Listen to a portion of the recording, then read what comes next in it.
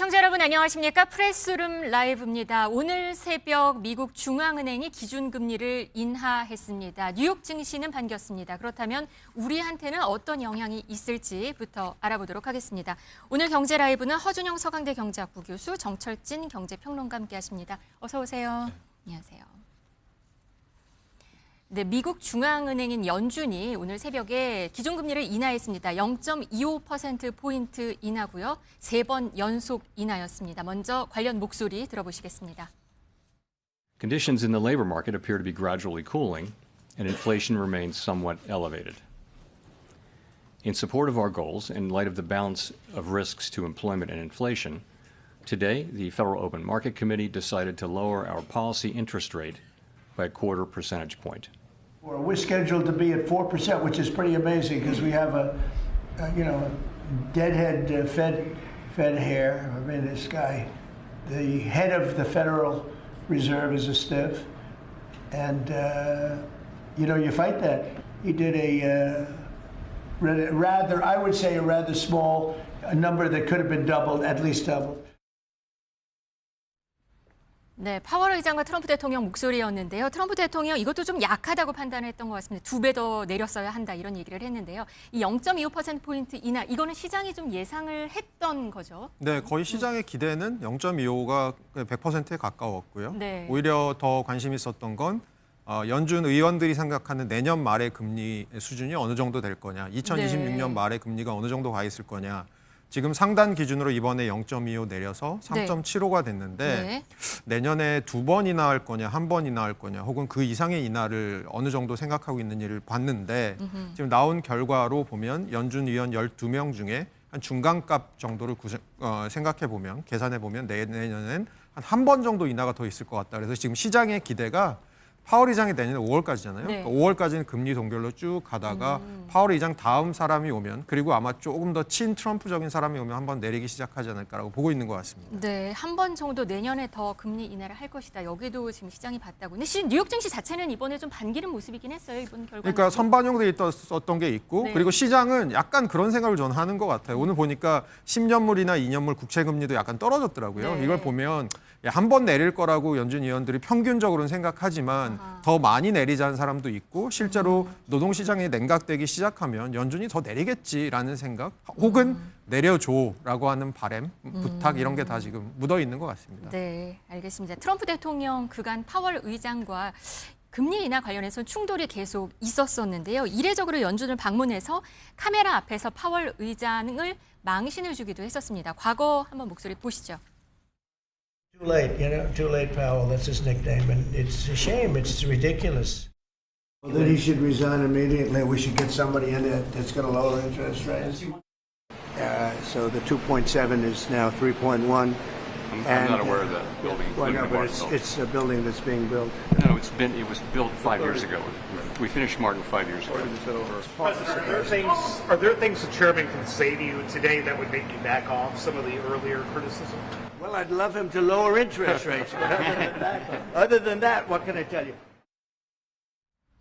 네, 트럼프 대통령 금리를 인하하라고 계속 말을 했네요. 이렇게. 네, 그래 왔었고 저게 네. 갈등의 시작이었었고요. 오늘도 스티프하다는 표현을 썼죠. 맞아요. 보직하고 네. 뻣뻣하다. 파월 의장에 왜냐하면, 대해서. 네. 0.25%포인트가 아니라 빅컷이라고 하죠. 0.5%포인트를 인하했었어야 된다는 이야기를 다시 한번 뒤끝을 장렬했는데요. 네.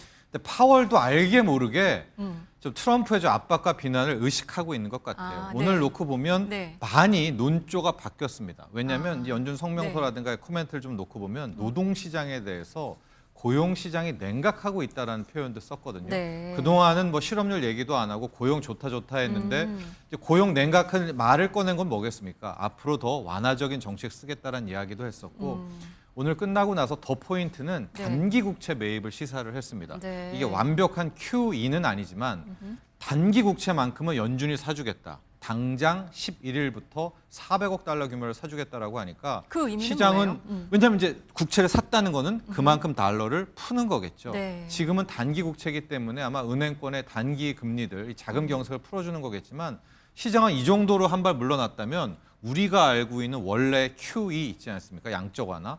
회사채도 사주고 모기지도 사주고 장기물 국채도 사주고 그러니까 결과적으로 오늘 좀 놓고 보면 파월이 저는 좀 약간 뭐 매파도 아니라 차라리 비둘기에 가깝다. 이제 떠날 사람이 됐나 보다 또 이런 생각도 들고 있었고 시장은 아마 이런 걸 감안해서 1%대 다우가 상승 마감한 것이 아닌가 보여집니다. 내년 5월까지인가요, 임기가? 네, 5년까지인데 네. 아마 1월 내에는 트럼프 대통령이 새로운 연준 의장을 임명을 하겠죠. 그래서 뭐 식물 의장을 만들려는 그런 거기 때문에 그렇게 된다면 실질적으로 기준금리를 인하 안 하더라도 시장금리라고 하죠.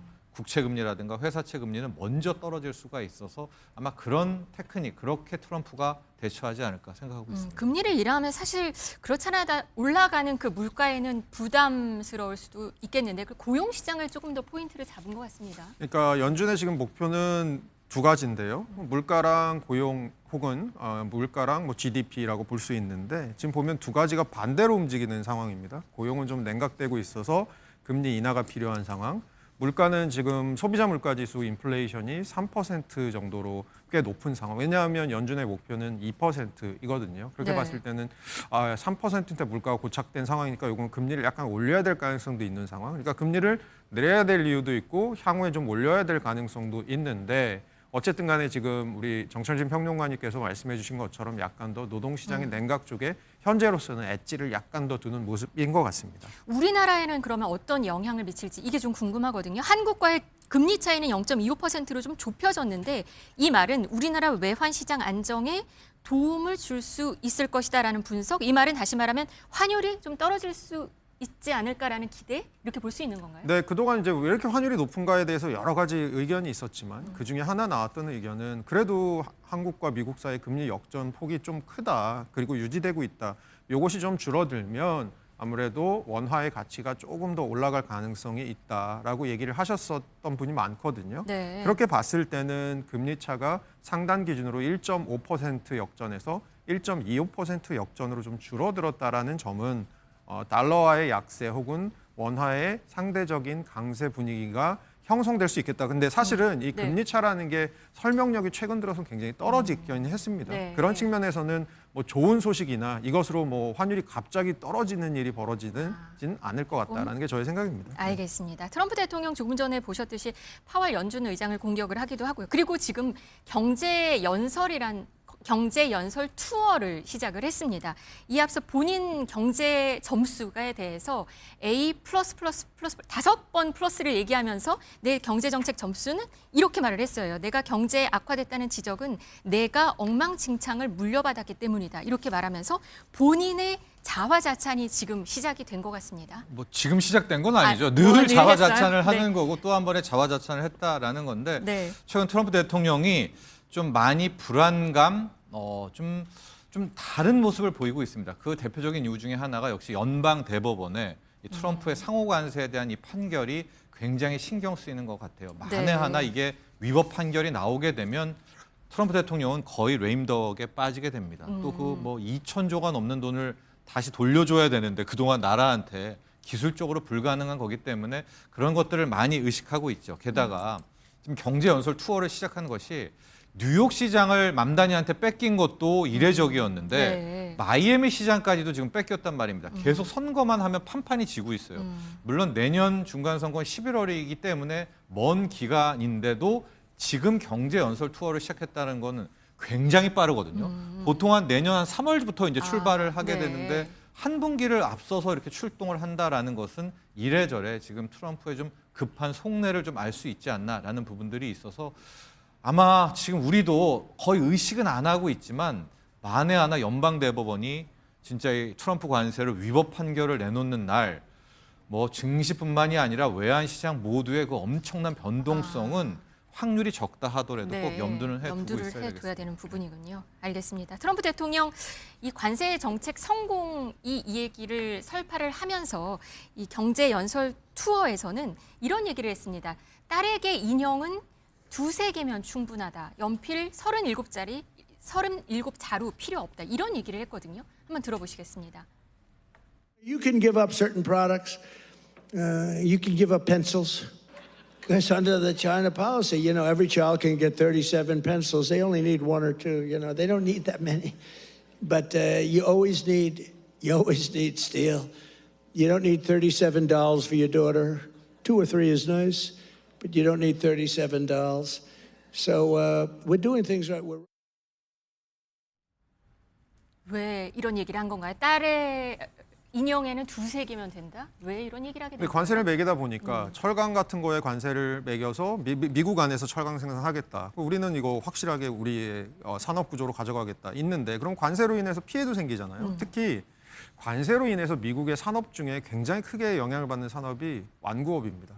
왜냐하면 완구류와 문구류는 중국에서의 수입 비중이 굉장히 높아요. 그렇네요. 그래서 지금 연필이나 인형 얘기가 나온 게 그런 맥락입니다. 관세로 인해서 수입을 많이 중국에서 하다 수입을 보니까. 많이 하는데 여기다 관세를 붙이면 이게 비싸지고 그러면 사람들이 아이들한테 연필이나 인형 선물하고 싶을 때도 부담이 느껴지고 부담스러우니까. 이게 크게 보면 어떤 이슈냐면 미국에서 나오고 있는 어포더빌리티 이슈입니다. 그러니까 한마디로 미국의 평범한 사람들이 소시민들이 과연 지금의 물가 수준을 감당할 수 있느냐 거기다가 관세까지 매겨졌을 때 과연 이 부담이 어느 정도일 것이냐에 대한 이슈로 넘어가는 것 같습니다. 지금 화면에 보이면 이런 SNS에 글들이 많이 있습니다. 조롱 담긴 게시물들이 이 말에 대해서 조롱 담긴 게시물들이 올라가는데요. 이거 보셨어요? 이거 트럼프 막내 아들 배런, 샹들리에가 달린 황금 유모차를 탔는데 우리 딸에게는 연필이나 인형 필요 없다는 말이냐 이런 얘기들 올라가는 것 같습니다. 네, 그렇습니다. 아무래도 네. 크리스마스 네. 시즌을 앞두고 아이 선물 얘기를 하다 보니 미국 유권자들에게 좀 역풍을 맞는 게 아닌가 하는 모습입니다. 미국은 이렇게 트럼프 대통령도 경제연설 투어를 시작할 정도로 경제가 사실 유권자들을 휘둘릴 수 있다 보니까 관심이 높은데요. 어제 우리 용산 대통령실에서는 반도체 산업 전략 보고회가 열렸습니다. 글로벌 반도체 2강이 되겠다라는 포부도 밝혔는데요. 규제 완화 얘기가 나왔습니다. 한번 들어보시겠습니다. 이렇게 초대형 투자를 한 개의 기업이 단독으로 하는 데 상당히 어려움이 많이 있고 특히나 이제 대규모 자금 확보가 저희만으로는 좀 이제 어려운 부분이 있기 때문에 지금 말씀하신 부분은 최태원 회장께서 저한테 한참 전에 말씀하셔가지고 투자 자금에 관한 문제, 그건 일리가 있더라고요. 금산분리라고 하는 거를 훼손하지 않는 범위 내에서 실질적인 대책을 지금 마련하고 있는데 거의 다 된 것 같아요. 네, 금산 분리 등 관련 규제 일부 완화 검토 중 이런 얘기가 나오겠어요. 그러게요. 방금 이제 이재명 대통령도 최태원 회장이 한번 이야기했던 거 기억한다라고 했는데 네. 제가 알기로도 그때와 지금 2번을 금산분리 완화를 이재명 대통령이 지금 언급을 한 거거든요. 우리나라 같은 경우에는 이제 금융과 산업, 가령 삼성전자라든가 SK 하이닉스 같은 곳들이 금융회사를 가질 수가 없습니다. 네. 분리를 하고 있는데 이거를 풀어주겠다라는 언급이고 아마도 이재명 정부 내 정권 내에 실행에 옮길 가능성이 높다 이렇게 보여지고 있습니다. 그 명분은 실질적으로 반도체라든가 첨단 산업 투자를 해야 되는데 이게 자신들이 하지 못하면 이제 시기가 늦는다라는 겁니다. 그러니까 가령 지금 구조를 보면 SK가 있고 SK 스퀘어가 있고 SK 하이닉스 이렇게 계열사가 돼 있는데요. 지금 광노정 대표 이야기는 뭐냐면 SK 하이닉스 내에 SK 하이닉스 리스 회사 혹은 SK 하이닉스 금융사 하나를 한 지분 49% 정도로 해가지고 하나를 더 갖는다는 겁니다. 그런 게 있으면 투자도 받고 자기네 돈도 함께 태워서 발빠른 투자를 하고 있지 않겠느냐. 상당히 좀 이번에 금산분리 완화가 의미가 있다고 보고요. 네. 이게 하이닉스뿐만이 아니라 삼성전자 그 외에 우리의 이제 산업 쪽의 대기업들도 굉장히 솔깃한 이야기거든요. 자, 이게 좀 얼마나 커질지도 계속 주목해 봐야 되겠습니다. 네, 보니까 비수도권 반도체 단지에 대해서는 주 52시간 예외를 주기로 했고요. 또 2047년까지 700조 원 이상을 투자하겠다 이런 얘기도 좀 들립니다. 네, 맞습니다. 지금 어쨌든 AI나 이런 투자들이 너무 대규모 투자여서 네. 기업들 입장에서는 투자 자금이 필요하고요. 정부 입장에서는 이 AI에다가 국가의 다음 먹거리에 명운을 지금 걸고 있는데 정부가 할 수는 없지 않습니까? AI를 누가 합니까? 결국 기업들이 해야 되는데 네. 그러면 기업들이 스스로 투자 주체가 돼서 스스로에게 투자를 해주는 이런 일들을 이제 조금 풀어주겠다라고 한 게 지금 평론가님께서 말씀하신 그런 부분이고요. 이 규모 700조 자체는 사실은 여전히 미국이나 중국, 우리보다 이제 AI 조금 더 잘한다고 알려진 프랑스 같은 나라에 비해서도 규모가 그렇게 크지는 않습니다. 다만 우리가 갖고 있는 장점이라고 하는 거는 메모리 반도체나 그 고사양 반도체를 잘하는 기업들이 있고 뭐 이런 것들이 장점이기 때문에 좀 빨리 이것을 진행시키고자 하는 그런 마음인 것 같습니다. 뭐 삼성전자, SK 하이닉스 모두 반도체 주에는 좀 반가운 소식인 거죠? 네, 결과적으로는 아무래도 시너지가 있을 것 같고요. 그리고 전반적으로 지금 미국의 AI 생태계가 굉장히 빠르게 주식 시장을 중심으로 달리고 있는 거에 저희도 조금 같이 가고 있는 부분이 네. 있잖아요. 이런 거를 통해서 또 떨어지는 효과도 있을 것 같습니다. 네, 알겠습니다.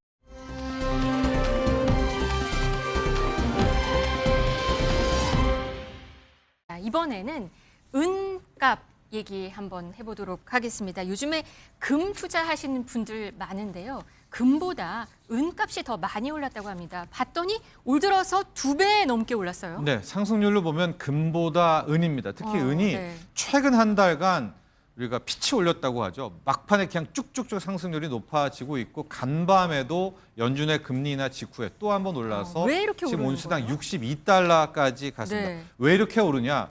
크게 두 가지 국면 봐야 되겠습니다. 금이 오른 이유와 비슷하죠. 이제 달러 약세 국면, 트럼프 시대에는 돈을 죄기보단 더 풀 거 아니겠습니까? 그렇다면 달러라는 것을 믿지 못한다면 인류의 진짜 돈 금으로 갔고 금의 또 하나의 대항마 가난한 자들의 금인 은이 같다라는 게 첫 번째 이유고요. 네. 두 번째는 은은 금이랑 다르게 산업적인 수요가 있습니다. 네. 우리가 잘 알고 있는 태양광 패널이라든가 2차 전지 배터리라든가 그 외에도 굉장히 많은 첨단 산업에 은이 필요하거든요.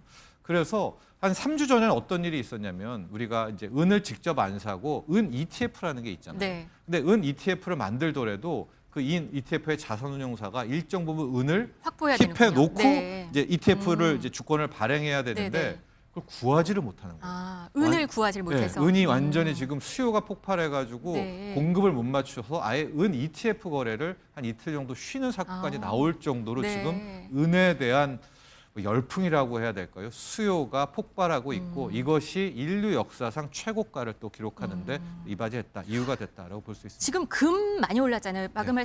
말씀하신 대로 금 투자 열풍에 봤더니 금 수입한 양이 엄청나요. 외환위기 때보다 많았고 작년 전체 3배라고 하거든요. 같은 맥락이군요. 이것도. 그렇습니다. 금 지금 은 ETF 얘기를 때문인가요? 했는데 한 달 반 전에 또 어떤 일이 있었냐면 종로 금은방에 1kg 골드바가 없는 거예요. 없었어요. 네, 골드바가 없어서 소비자가 못 산다라는 게 이례적인데 실질적으로 우리 수입을 해야 되지 않습니까? 특히 골드바도 가령 뭐 UBS 골드바, LS 니코동 골드바 브랜드가 있으면 이게 좀 훨씬 더 인기예요. 왜냐면 이제 어느 정도 가치가 있기 때문에 네. 그런 것들이 품귀 현상이 났는데 이제는 뭐 은, 금 모두 저는 이제 ETF 투자는 안 권합니다. 은 투자, 금 투자는 내 손에 직접이요? 예, 뭐 하다못해 500만 원짜리라도 갖고 있는 게 실물 투자가 저는 기본이라고 늘 생각하고 있습니다. 교수님은 어떻게 보세요? 어떤 가격이요? 금, 은. 아, 모두. 은은 뭐 저는 당분간은 좀 더 갈 수 있을 것 같은데 저 금에 대해서는 제가 좀 말씀드리고 싶은 게 하나가 최근 들어 금 가격이 오른 게 아까 잘 지적해 주셨지만 금리 인하에 대한 기대감이 있고요. 그리고 전 세계에서 이제 달러 자산에 대한 약간 회의감 같은 거, 경계감이 있으면서 중앙은행들이 금을 사 모으기 시작했습니다. 원래 준비 자산을 네. 달러 에셋으로 뭐 미국 국채나 이런 거 갖고 있다 금으로 바꿨어요. 마지막으로 이렇게 해서 올해 금 가격이 막 오르다 보니까 투기 세력이 달라붙었다라는 게 최근에 이제 흐름입니다. 그렇게 네. 봤을 때는 금 가격이야 뭐 내년에도 중앙은행들이 비중을 좀 늘리고 그리고 내년에 우리 오늘 처음 꼭지에 얘기했듯이 미국의 금리 인하가 좀 있을 것이고 하면 좋을 것 같긴 한데 결국은 이제 투기 세력들이 어떤 식으로 움직이냐에도 영향을 받을 거기 때문에 네. 변동성 자체는 좀 심하면서 올라갈 가능성이 있다 정도로 생각하시는 게 좋을 것 같습니다. 변동성은 있겠지만 그래도 올라갈 거로 보시죠. 근데 이제 올라가다가 혹시라도 꼭지에서 사셔도 맞아요. 떨어지는 순간에서 또 맞아요. 팔리시면 이런 문제들이 생길 수 있으니까 그런 것들 좀 생각하시면서 움직이시는 게 어떨까 싶습니다. 알겠습니다.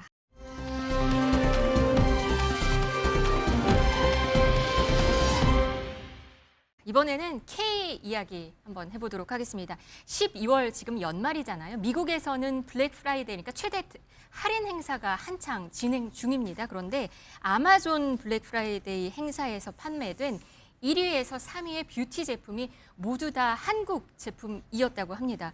K-뷰티 정말 지금 미국에서는 인기가 대단한 것 같아요. 그렇죠. 또 K-뷰티도 진화하고 있다는 게 포인트입니다. 네. 원래 석권했던 게 선크림 계열이었었는데 지금 아마존 불프대를 놓고 보면 저렇게 뭐 콜라겐 나이트 마스크라든가 패드라든가 젤크림뿐만이 아니라 이제 디바이스라고 하는 것이 우리가 K-뷰티가 요즘에는 이제 피부 관리를 하는 기기 네. 아시죠? 뭐 APR의 메디큐브라든가 이런 부분들 디바이스까지 확장이 되고 있다라는 점. 그리고 이번에 10위권을 놓고 보면 헤어 케어 관련한 이제 헤어까지도 까지도? 이게 아, 점점 갔어요? 확전이 되고 네. 있어서 이제 가성비 좋은 선크림의 K-뷰티가 아니라 한 단계 더 업그레이드 됐다라는 게 초점인 것 같고요. 네. 마지막 장벽은 색조죠.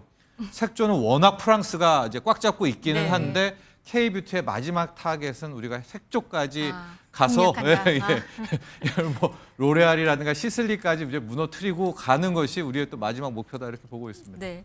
경주 에이펙에 왔었던 백악관 최연소 대변인 레빗 아시죠? 많이 방송에 나오는데요. 이 분이 한국 와서 쇼핑한 얘기를 SNS에 올렸었거든요. 이 영향도 좀 있었다고 해요. 네, 그래서- 팔로워를 봤더니 264만 명. 예, 되게 인플루언서적인 네. 성격도 갖고 있는 네. 사람 같고요. 이 사람이 모공 패드를 포함한 K-뷰티 제품을 13종을 구매해서 그냥 구매한 것뿐만이 아니고 인스타에 사진을 올려서 네, 지금 화면에 나오고 네, 있어요. 그래서 이게 네. 굉장히 주목을 받은 것 같은데 아무래도 저분이 갖고 계신 영향력이라는 것을 생각해 봤을 때 그리고 미국은 사실 우리나라랑 다르게 조금 더 어떤 셀럽들이 어떤 화장품을 쓰는지에 대한 관심들이 굉장히 많고 따라하는 경향이 굉장히 강합니다. 네. 우리나라 분들이 상대적으로 좀 더 개인만의 톤앤 매너를 잘 찾으시는 것 아, 같아요. 그래요? 그래서 그런 측면에서는 아무래도 그런 영향력이 좀 있는 것 같습니다. 네, 이 백악관 대변인도 쇼핑을 하더니 지금 CJ 올리브영의 외국인 매출이 1조 원이 넘었다고 합니다. 2022년 비교했더니 26배나 증가를 해서 지금 거의 관광지가 됐어요, 여기는. 그렇습니다. 뭐 올리브영은 그리고 이제 상장에 대한 이야기까지도 함께 나오고 있습니다. 이 정도 레벨이 상장을 한다면 어떻게 될까? 근데 상장을 시킬까? 뭐 CJ와 합병을 할까? 여기에 대한 뭐 주식 투자적 관점도 이유가 있고요. 뭐 실적이라 이런 것은 글쎄요. 성장대가 언제 꺾일지는 좀 장담하지 못할 것 같습니다. 네, 올리브영 영업 비밀이 근데 또 있다고 합니다. 뭐 손님이 들어와도 쳐다보지도 않는다. 이게 또 하나의 주요한 역할을 했다고도 전해져요. 제가 이제 여기 기사를 읽다가 되게 빵 터진 부분이 네. 있는데요. 의도된 무관심 전략은 10대 청소년은 물론 40대 중년 남성층도 올리브영으로 끌어들였다. 근데 아하. 저도 생각해봤어요. 그래서 제가 백화점의 화장품 코너에 갈 때랑 올리브영을 갈 때 언제 더 마음이 편한가를 생각해봤더니 말 안 걸어주는데. 올리브영이 편해요. 백화점에 가면 너무 주변에서 권유를 많이 하셔갖고 오히려 약간 네. 부담스러울 저 같은 아저씨가 부담스러울 때가 있거든요. 그래서 올리브영의 그런 친데레 전략 일정 부분 하는 것 같습니다. 네, 그러니까 마음껏 써도 눈치를 안 보이니. 네, 맞습니다. 그런 오히려 효과가. 그러다 보면 네. 물건을 더 집게 되거든요. K-뷰티에 이어서 K-컬처 인기 소식 저희 계속해서 전해드리고 있는데요. 국립중앙박물관 이야기 잠깐 해볼게요. 이게 애니메이션 캐대원 열풍을 등에 업고 엄청나요. K-컬처의 중심지가 됐는데 관람객 수가 올해 들어서 600만 명을 돌파할 것이다. 이런 얘기가 들립니다. 정말 많이들 오는 것 같아요. 외국인들도. 저도 거의 한 주마다 이거 관람객 수를 이제 체크를 하고 있는데요. 네. 국립중앙박물관 우리가 국중박이라고 하지 않습니까? 여러분 우리 국중박이 세계 5대 박물관에 일단 들었고요. 아, 네. 지금 마지막 날짜가 좀 부족해서 그렇지 네. 이미 4위인데 3위까지 한번 노려볼까? 아. 왜냐하면 누가 뭐래도 이제 전체 박물관 1위는 르브르를 쫓아갈 수가 없고요. 이미 11월까지 르브르는 870만 관람객이기 때문에 네. 여기 이제 완벽한 1등이고요. 두 번째 2등이 바티칸인데 바티칸이 680만이거든요. 아. 여기도 쫓아가기가 좀 힘든데 영국이 640만 정도란 말이거든요. 3위. 네. 그리고 4위가 우리, 5위가 메트로폴리탄인데 메트로폴리탄은 제꼈고요. 제꼈네요. 그러니까 우리가 정말? 4위 박물관인데 네. 마지막 남은 3주 동안에 정말 많은 외국 관람객과 이 캐대언의 열풍으로 오게 된다면 조심스럽지만 우리가 영국 박물관, 이 대영 제국 박물관을 한번 제끼고 세계 3위의 박물관으로 좀 올라갈 수 있기를 또 기원해 보도록 하겠습니다. 네, 참 반가운 소식인데요. 그런데 이렇게 인기가 많다 보니까 박물관을 유료화시키겠다. 지금은 무료거든요. 근데 유료화 전환 얘기가 들리기 시작한 것 같습니다. 해외 박물관들은 돈을 대부분 내나요? 주로 지금 말씀하신 평론가님께서 말씀하신 박물관들 대부분 내고 있습니다. 네. 뉴욕의 메트로폴리탄 박물관 미술관이죠. 여기는 $30, 우리나라 돈으로 한 4만 원 넘는 돈을 내야 되고요. 그리고 바티칸 박물관도 말씀해 주셨지만 여기도 20유로, 한 3만 원 넘는 돈을 내야 됩니다. 어떻게 보면 4만 원, 3만 원이라는 게 큰 금액일 수도 있지만 네. 또 한편으로는 생각해 보면 그것을 통해서 그 박물관의 퀄리티를 유지하고 하는 부분도 있을 수 있을 것 네. 같고요. 그리고 오히려 이런 금액이 부담되시는 분들에게는 혜택을 드리는 방식으로 가는 것도 또 하나의 방식 같습니다. 네, 외국인 관람객이 우리 문화유산을 홍보해주는 효과도 있으니까요. 좀 잘 판단됐으면 좋겠습니다. 오늘 경제라이브는 여기까지 전해드리겠습니다. 허준영 교수, 정철진 경제평론가 함께했습니다. 고맙습니다.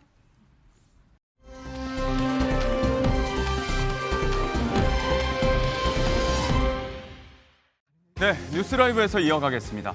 앞서 보신 것처럼 끝내 추가 폭로는 없었습니다. 이렇게는 못 덮는다. 한동훈 국민의힘 전 대표의 말처럼 윤영호 전 본부장의 결심 공판은 끝났지만 무성한 의혹들이 현재 진행 중입니다. 오늘 새벽 귀국한 전재수 해수부 장관은 결국 직을 내려놨습니다. 단호하게, 명백하게, 아주 강하게 이 의혹이 전혀 사실 무근이라는 말씀을 다시 한번 분명히 드리도록 하겠습니다. 이 사실이 얼마나 허위 사실이고 얼마나 황당한 이야기였는지를 확실하게 밝히는 데 있어서 해양수산부 장관의 직을 내려놓고 당당하게 응하는 것이 공직자로서의 처신이 아닌가 그렇게 생각을 합니다. 다만 혐의를 인정해서는 결코 아니라는 건데요. 전 장관은 매일경제와의 통화에서 해수부가 지금 큰일을 하고 있는데 공직자, 수장으로 뉴스에 나오는 게 바람직하지 않다.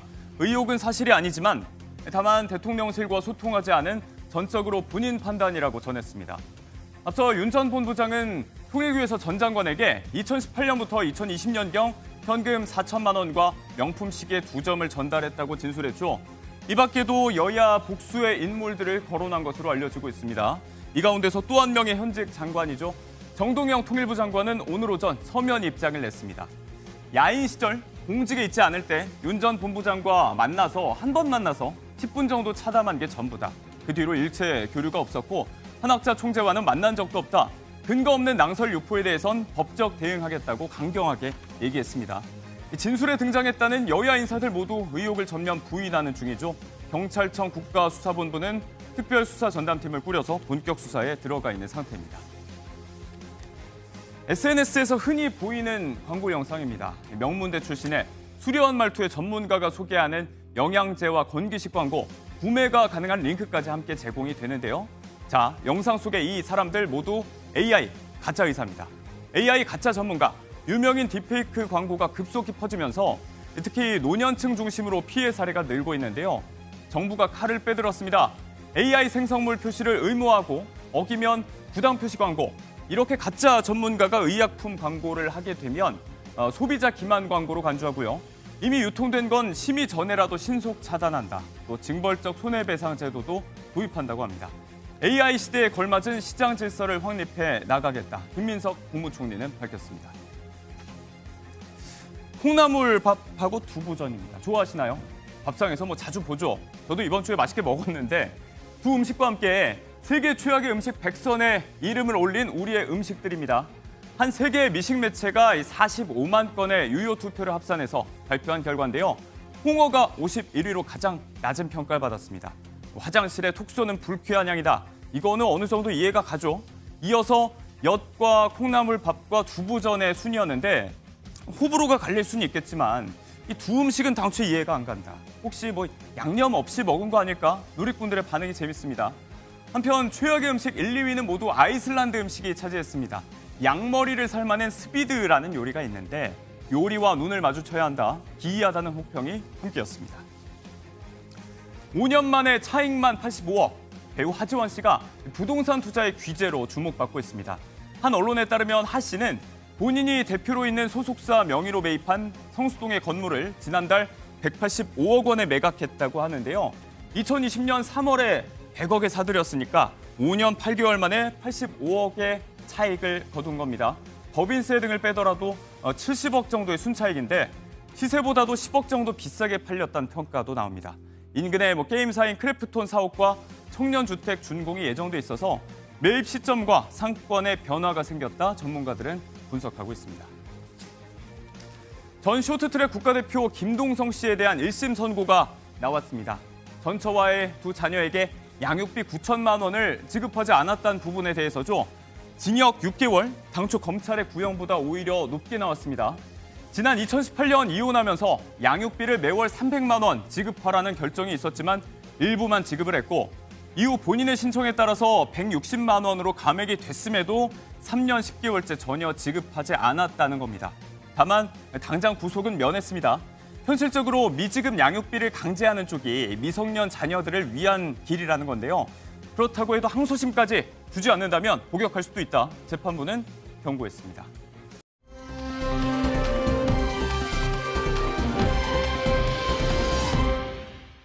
자, 끝으로 이 이야기 오늘 전화 연결이 준비되어 있습니다. 방송인 박나래 씨가 불법 의료 서비스를 받았다는 이른바 주사 이모 의혹, 연예계로 일파만파 퍼지는 중입니다. 주사 게이트라는 말까지 나오고 있는데요. 관련 내용을 최정화 대중문화 전문 기자에게 연결해서 들어보도록 하겠습니다. 기자님, 안녕하십니까? 네, 안녕하십니까? 네, 자, 이 동료 연예인들까지 이름이 거론되면서 의혹이 확산하고 있습니다. 일단 같이 프로그램에 출연했던 그룹 샤이니의 키 씨, 또 같은 그룹의 멤버 온유 씨까지 이 주사 이모라는 인물과의 친분설이 지금 불거지고 있어요. 네, 맞습니다. 먼저 온유 씨부터 짚어보겠는데요. 온라인 커뮤니티에는 샤이 씨와 함께 이 A 씨에게 감사 메시지를 남긴 게시물이 퍼져서 친분설이 먼저 흘러나왔습니다. 그리고 샤이니의 키 씨 같은 경우를 조금 더 길게 말할 것 같은데요. 예.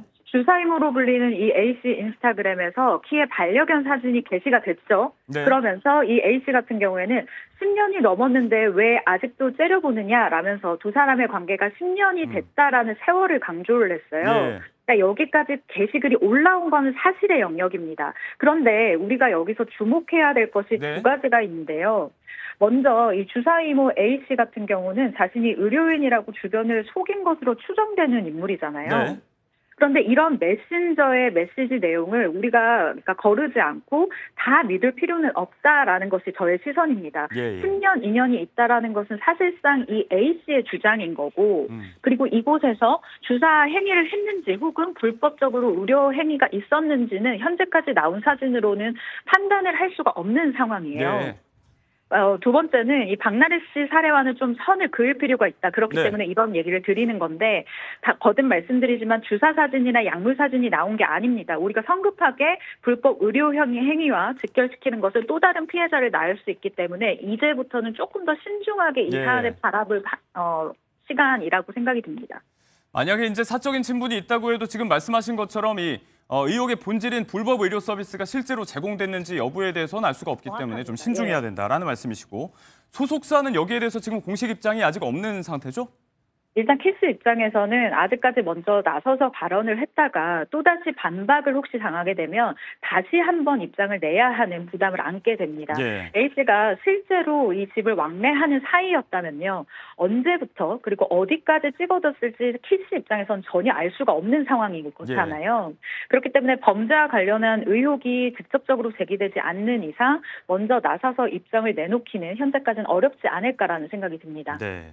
자, 어디까지나 뭐 추정인데 지금 말씀하신 것처럼 뭐 예능 프로그램에 같이 나왔다든지 뭐 인터뷰라든지 이런 것들이 근거가 돼서 주변 동료 연예인들의 이름이 추측성으로 마구 거론이 되고 있는 상황인데 뭐 전현무 씨, 정재영 씨 얘기도 나오고요. 정재영 씨는 직접 본인이 일축을 했죠. 네, 그렇습니다. 정재영 씨 소속사를 통해서 얘기를 했는데요. 논란 중인 이 나 혼자 산다 프로그램 방영분과 관련해서 더 이상 오해를 막고자 한다. 이번 사안과 일체 무관하다라고 밝히면서 A씨와 친분은 물론 일면식도 없다라고 선을 그었습니다. 네. 자, 직접 뭐 수사 결과라든지 나오고 있는 법적인 부분들 사실관계를 확인해서 좀 잘 저희가 들여다봐야 될 것 같습니다. 연예계로까지 일파만파 퍼지고 있는 이 박나래 씨를 둘러싼 불법 의료 서비스 얘기해봤고요. 한편 이 앞서 이 박나래 씨 측에게 법적 대응을 시사했던 전 매니저들의 추가 폭로도 이어지고 있는데 앞서 박나래 씨가 이제 공식 입장에서 만나서 오해 풀었다고 얘기했었는데 뭐 그런 사실이 네. 없다. 만났을 때 술 마시고 있었다. 이런 주장까지 했어요.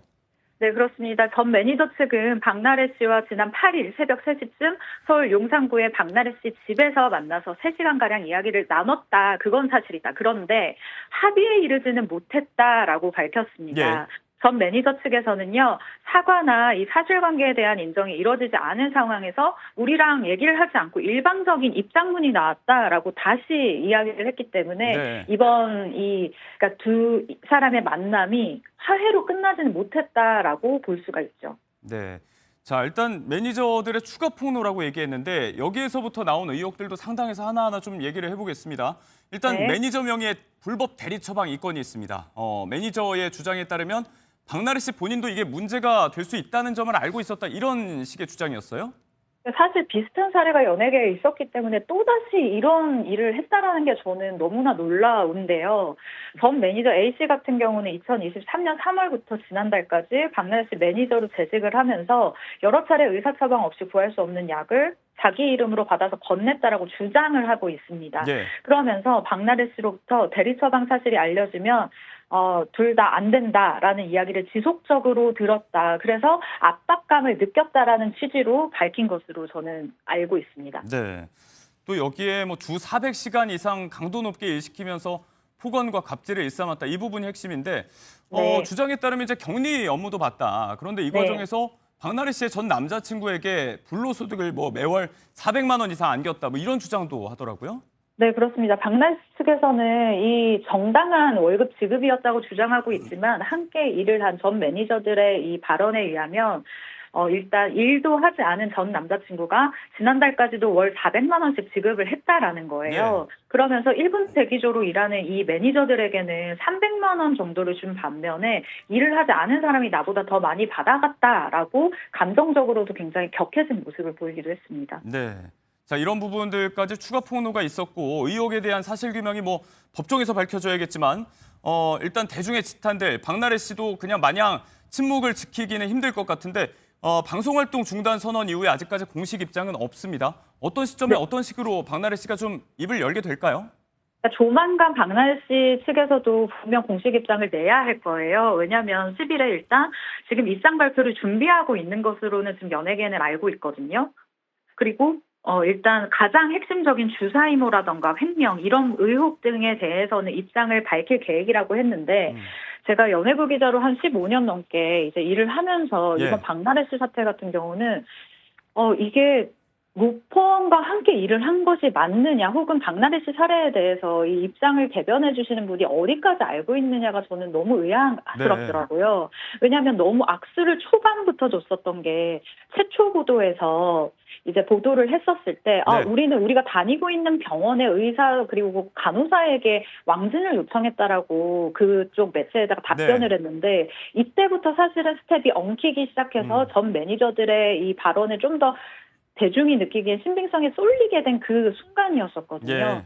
다음번에 이제 박나래 씨 쪽에서 입장을 밝힌다면 무조건 사실 기반으로 무조건 가장 자신들이 알고 있는 사실에 기반해서 입장을 밝히는 게 지금 가장 정확해 보이고 가장 그게 옳은 길이라고 생각이 듭니다. 네, 충분한 조언을 통해서 사실관계에 입각한 대중들이 좀 받아들이기 쉬운 그런 박나래 씨의 입장 저희가 좀 기대를 해보도록 하겠습니다. 자, 말씀 여기까지 듣겠습니다. 최정화 대중문화 전문기자 함께했습니다. 오늘 시간 내주셔서 고맙습니다. 네, 감사합니다. 네, 저희는 오늘 박나래 씨 측의 입장을 들어보기 위해서 변호사에게 연락을 취했지만요. 오늘은 어렵다는 답변을 받았습니다. 언제든 연결이 되면 10분 그 입장을 반영해 드리겠다는 점을 말씀드리면서 다음 소식으로 이어가겠습니다.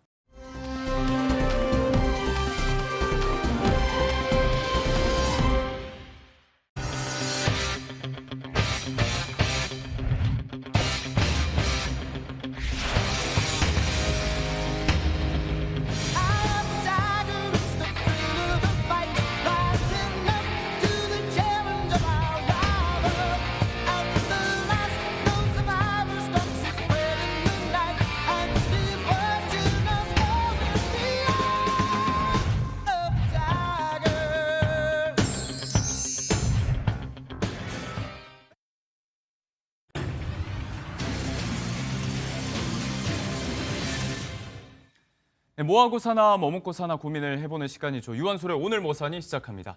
자, 영상에서 보신 오늘의 주제 100세 시대 긴 노후에 평생 일자리 구하는 방법 오늘 이 이야기 한번 해보도록 하겠습니다.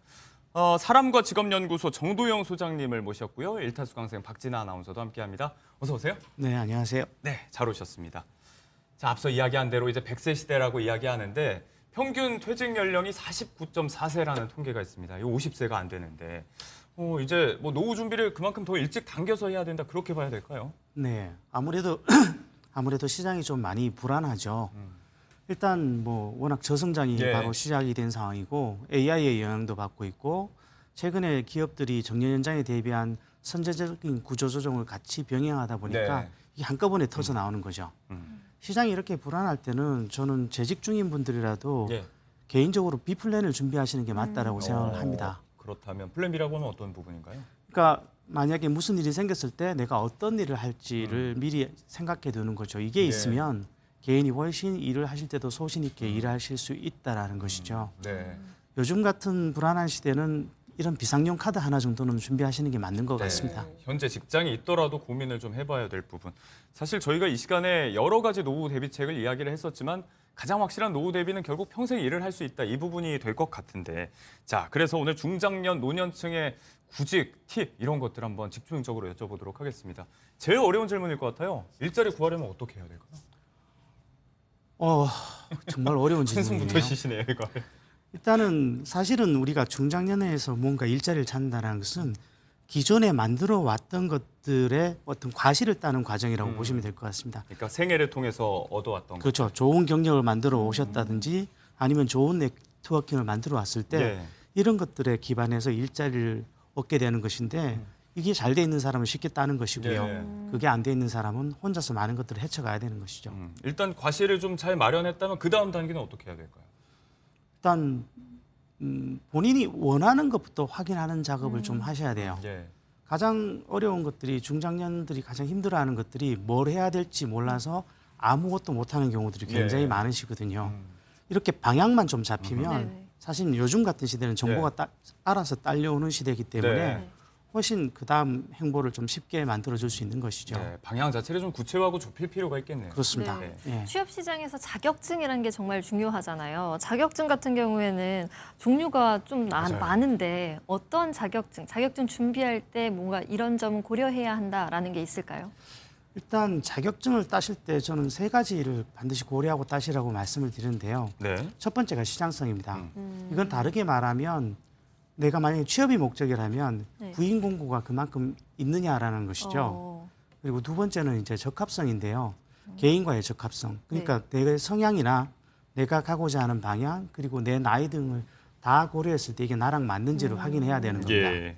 그리고 세 번째는 난이도인데요. 네. 대부분의 분들이 자격증을 따기 쉬운 것만을 원하시는데 사실 자격증을 따기 쉽다라는 것은 시장 가치가 낮다라는 의미와도 어허. 같은 거라고 보시면 되실 예. 것 같습니다.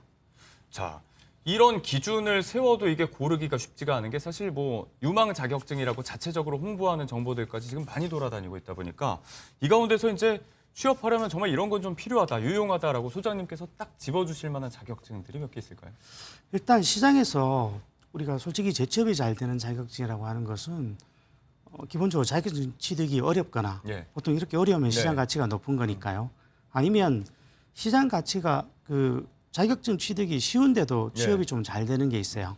근데 이 경우는 보통 직업 환경이 좀 어렵다라고 말씀하신 보시면 되세요. 부분, 네. 네, 예를 들면 자리가 있는데도 사람들이 잘 안 가는 우리가 흔히 3D라고 하는 영역이 예. 대표적인 것이죠. 자, 이런 걸 감안했을 때 보통 난이도로 기준을 잡았다면 구체적으로 짚어주실 자격증 몇 개 없을까요? 그 예전부터 뭐 중장년층이 가장 선호하는 것이 네. 보통 전기, 소방, 기계를 중심으로 하는 시설 관리 자격증, 예. 네. 그리고 지게차 같은 장비 운전 분야의 자격증. 그리고 최근에 건설 경기 때문에 호불호는 좀 있습니다만은 타일, 방수, 미장, 도배 장판 같은 아, 생활형 인테리어 인테리어요. 기술들이 조금 더 최근에 중장년에게 주목받는 것 같습니다. 주로 이제 기술 관련 분야에 좀 치우쳐 있는 것 같은데 아무래도 시장 가치가 더 높기 때문일까요? 아무래도 그런 좀 단순한 기술들이 오히려 AI가 좀 진입하기 어려운 영역이라고 최근에 판단들을 하시는 것 같습니다. 네. 네, 그러면은 반면에 준비했다가 이거 시간만 날리고 제대로 활용이 안 되는, 도움이 안 되는 자격증도 있을 것 같은데요. 어떤 게 있나요? 뭐 우리나라 일단 자격증 시장을 보면 국가 자격증하고 민간 자격증이 있어요. 네. 이 국가 자격증은 전체를 세봐도 800개가 채 안 됩니다. 예. 네. 그런데 민간 자격증은 올해 11월 말 기준으로 보면 6만 개가 넘어갑니다. 너무 많죠. 네. 그러다 보니까 어떤 민간 자격증은 도움이 되는 것이 있습니다만은 네. 상당수 자격증들이 전혀 취업에 도움이 안 되는 것들이 꽤 네. 많습니다. 어. 그런데 사실 이 자격증을 따시는 분들은 이런 것들을 고려하지 않고 따시거든요. 네. 그래서 이 영상을 보시는 분들이시면 네. 내가 그 자격증을 딸 때는 그 자격증으로 실제로 구인 공고가 나와 있는지를 취업 사이트 같은 곳에서 꼭 확인해 보시길 권합니다. 네. 조금 전에 이제 시장 가치 이런 것들 감안해서 기술 관련 직종의 자격증 많이 추천을 해주셨는데 혹시 다른 분야 쪽은 추천해 주실 만한 거 없을까요? 보통 사무직이나 영업직들이 선호하시는 비기술 계열 쪽들을 보면 대표적인 것이 사회복지사나 직업상담사, 주택관리사, 공인중개사 같은 것들이 있죠. 많이들 하시는 것 같아요. 네, 그런데 이게 60세를 넘어가면 일자리를 찾는 것에 조금 더 어려움을 많이 느끼실 수 있어요. 60대 이상을 기준으로 할 때는 아무래도 여성의 경우는 요양보호사를 중심으로 한 돌봄 계열 일자리들 관련 자격증이 있고요. 남성의 경우라면 운전 관련 자격 같은 것이 있는데 이쪽은 특히 이제 자격증을 따도 진입이 좀 제한적이긴 합니다. 왜냐하면 여성의 경우는 요양보호사를 예로 들면 이게 한마디로 얘기하면 고부담 저임금 일자리거든요. 그러니까 책임져야 될 것은 많은데 임금은 낮다라는 것이죠. 그래서 이런 부분에 진입을 꺼리시고요. 그에 비해서 운전은 중장년들의 경우는 사고에 대한 부담 때문에 아무래도 실제 진입을 조금 망설이시는 경우가 많습니다. 요즘 많이 문제시되고 있는 부분이죠. 이런 부분까지 포함해서 이제 구직자 본인이 좀 꺼리는 직종이 있는가 하면 반면에 이렇게 유용하다고 알려진 그 따기도 어려운 자격증들을 많이 갖고 계신데 난 정말 취업이 안 돼 하고 어려움을 겪는 분들도 많이 계신 것 같아요. 이게 자격증을 많이 갖고 있는 게 결국 또 능사는 아니겠죠?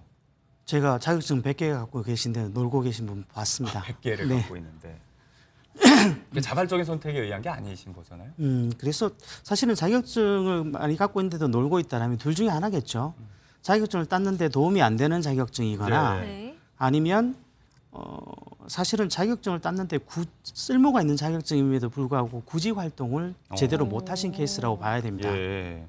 구직 활동도 좀 잘해야 된다. 제일 어려운 질문일 것 같은데 또 그렇다면 자격증 갖추고 있고 그다음에 잘해야 되는 구직 활동 구체적으로 어떤 방법이 있을까요? 중장년의 구직 활동은 가장 중심이 다른 사람을 통해서 정보 제공을 얻는 것이 핵심입니다. 정보 제공에 굉장히 많은 중장년들이 이런 부분을 이해하지 못하시면 집에서 인터넷만 보시면서 일자리를 찾으시려고 하시거든요. 거의 그러시는 것 같아요. 인터넷 구직 사이트 많이 보시죠. 네, 근데 이렇게 하면 취업 확률은 현저히 떨어집니다. 실제로 취업하신 분들을 쫓아가 보면 대부분 다른 사람의 소개나 추천 혹은 최소한 정보 제공이라도 개입된 케이스들이 거의 70-80%라고 보셔도 됩니다. 오프라인에서 사람들을 좀 많이 만나고 다니는 게 중요하다는 말씀이시죠? 그렇죠. 구직 활동 기간 동안에 내가 전략적으로 어떤 사람들을 만나는지가 사실은 구직 활동의 중심입니다. 아까 말씀하신 것처럼 이제 재직 중에도 이런 준비가 좀 돼야 된다고 했는데 일을 하면서 뭔가 플랜 B가 있다면 관련된 업계의 사람들을 계속해서 좀 적극적으로 만나고 다니는 것들도 충분히 구직 활동의 연장선이 될 수 있을 것 같습니다. 또 어떤 것들을 좀 활용해서 일자리를 찾는 데 좀 도움을 받을지 제도 이런 것들도 좀 잘 준비가 돼 있을 것 같아서요. 제도적으로 보면 일단 국민취업지원제도나 내일배움 카드 혹은 조기재취업수당 같은 것들을 활용하실 수 있는데요. 각각 어떤 것들인가요? 국민취업지원제도는 15세에서 69세까지 1대1 직업 상담이나 직업훈련, 일경험을 제공하는 것이고요. 저소득이나 일부 청년층의 경우에는 구직 촉진수당을 내년부터 월 60만 원씩 6개월간 제공을 하기도 합니다. 그다음에 내일배움 카드는 직업훈련을 받으실 때 활용하실 수 있도록 직업훈련비의 일부를 지원하는 것인데요. 이게 최장 5년간 최대 300만 원에서 500만 원까지 지원을 받습니다. 요거를 이제 내일배움 카드를 발급해서 훈련비를 좀 지원을 하는 거죠? 네, 근데 이거 한 가지는 좀 언급을 해드려야 될 것 같은데 이게 일반 카드처럼 그냥 쓰실 수 있는 게 아니고요. 내일배움 카드 항목에 적용되는 직업훈련이 있습니다. 그것들만 받으실 수 있습니다. 마지막으로 조기재취업수당. 그리고 조기재취업수당은 실업급여를 받으시는 분들 중에 실업급여 2분의 1 이상을 남기고 조기에 재취업하신 분들은 남은 금액의 2분의 1을 1년 후에 일시불로 받는 제도라고 보시면 됩니다. 창업도 해당이 되고요. 그렇군요. 구직 활동을 할 때 난관이 바로 이력서 이 부분이거든요. 이력서 중심으로 쓸 때 합격률이 높게 쓰려면 어떻게 해야 될까요? 일단 이력서는 내가 그 일에 잘 맞는다는 것을 어필하기 위한 거니까 결국 직무 관련성이 핵심입니다. 직무와 연관돼서 최대한 집중해서 쓰시고요. 기억하실 거는 구체적으로 쓸수록 기업들의 신뢰도는 올라간다는 것을 생각해 주시면 좋으실 것 같습니다. 지원 업무와 관련된 내용을 최대한 구체적으로. 자, 많은 걱정들을 갖고 보신 분들이 계실 것 같습니다. 끝으로 정말 재취업 또 구직을 위해서 이런 것들은 안 된다. 조언을 해주고 싶은 말씀이 있다면 좀 부탁을 드리겠습니다. 일단 재취업이 잘 안 되시는 분들을 대표적으로 좀 분류하자면 예. 타협이 잘 안 되시는 분들 그리고 혼자서 구직 활동하시는 분들 예. 소극적이신 분들이 어허. 많으세요. 네. 타협이 안 된다라는 것은 내가 정한 조건 외에는 융통성을 전혀 발휘하지 못하신다라는 예. 얘기거든요. 이러면 장기 실직으로 가실 수 있어요. 그리고 혼자 구직 활동하는 건 아까도 말씀드렸다시피 네. 중장년의 구직 활동은 다른 사람의 도움이 가장 필수라서 이 부분이 안 되면 예. 굉장히 취업 확률이 낮아질 것이고요. 마지막으로 소극적이라는 것은 안 그래도 세상이 잘 끊어내는데 본인이 알아서 안 되는 이유를 먼저 찾으시는 분들이 있어요. 네. 이러면 당연히 취업 확률은 떨어집니다. 이렇게 그 타협이나 적극성을 발휘하는 것 혹은 협업을 하는 것은 일종의 구직 태도와 연관성이 있는데요. 예. 이 구직 태도는 좋은 경력만큼이나 시장에서 선호한다라는 것을 기억해 주시면 좋으실 것 같습니다. 네. 결국 뭐 나 자신에 대한 파악과 현실에 대한 파악이 좀 면밀히 돼야 된다는 얘기인데 사실 구직 말고 여러 분야에 또 해당이 되는 이야기가 아닐까라는 생각이 듭니다. 자, 이른바 반퇴 시대 가장 확실한 노후 대비책 오늘 평생 직장 찾기 팁에 대해서 정도영 소장님 모시고 이야기 들어봤습니다. 오늘 시간 내주셔서 고맙습니다. 네, 고맙습니다.